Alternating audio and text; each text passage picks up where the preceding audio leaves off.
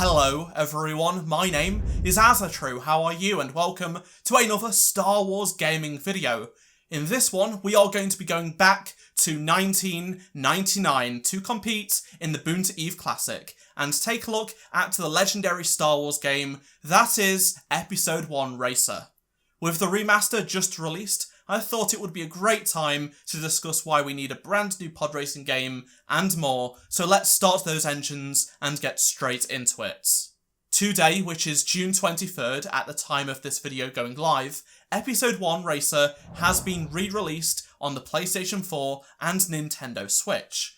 This game was quite popular back in the day, selling over 3 million copies, and it was released on the PC, Nintendo 64, Game Boy Color and the Dreamcast. The masters of porting, Asper, have remastered this game for the Switch and PS4, so let's get into the details about the remaster. The game is from the 64-bit era of gaming, but the remaster does run at 4K resolution on the PS4 Pro.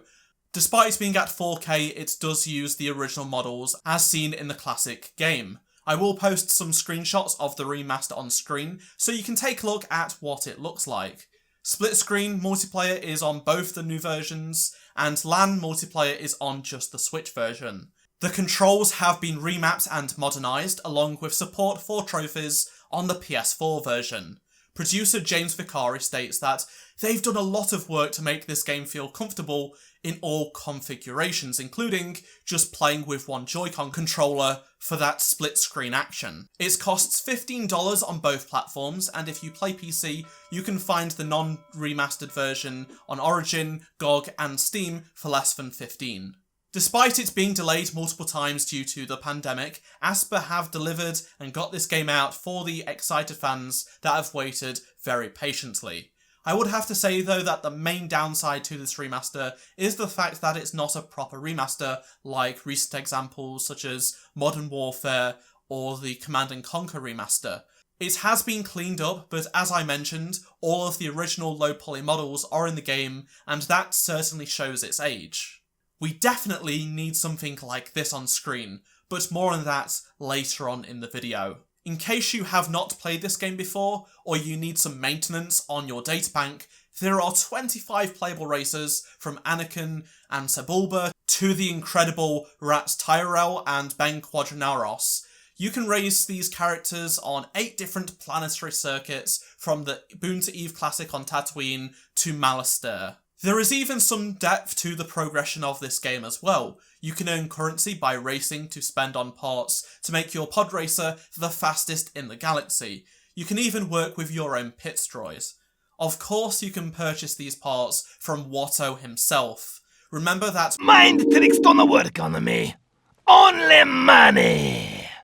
There is also a bunch of shortcuts to discover on the circuits if you want to bring down those lap times. I personally did not have a platform to play this game back when the prequels were considered evil, but when I played Racer on my PC a few years ago, I could not believe how fun it was.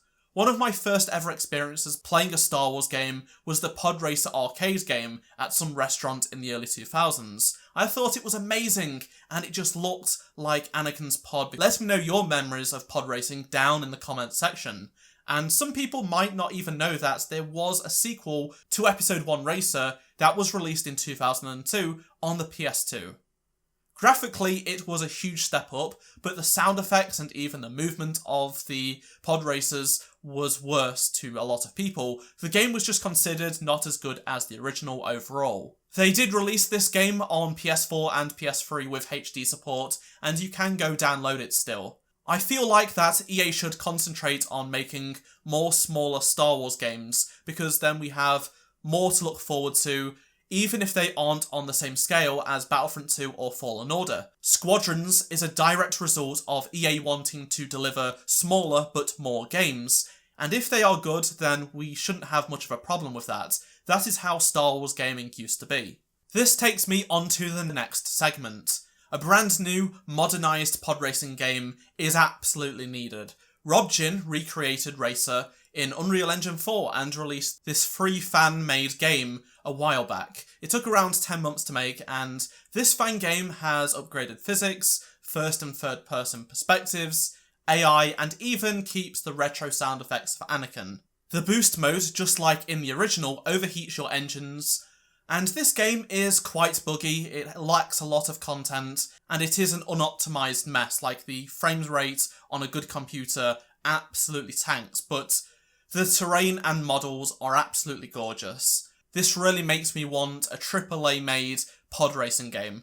Whether a new pod racer is made in Frostbite or Unreal Engine, the evolution of graphics and physics would make this motorsport look phenomenal, and just imagine this. Next gen consoles, ray tracing, 120 frames per second, VR support, online multiplayer. The new feature set would be incredible to see. Add a $35 price tag just like Squadrons, and what a deal that is. Sure, it wouldn't be as popular as other EA Star Wars titles like Battlefront or Fallen Order, because some people don't like racing, the prequel era, or even this specific plot point from the movie. But just like Squadrons, there is a niche group of Star Wars fans who would love this game. Even our former community manager Ben Walk did say that he would love to see a pod racer style game one day.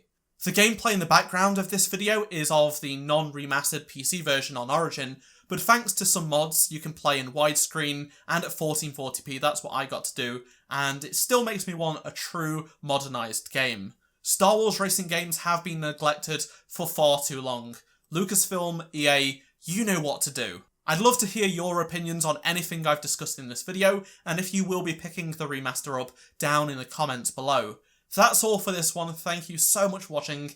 If you don't want to miss any Star Wars gaming videos, please subscribe and turn notifications on. And if you enjoyed this video, please do drop a like and check out any of the 2 previous videos on screen if you did miss them. And I shall see you in my next Star Wars gaming video. Goodbye.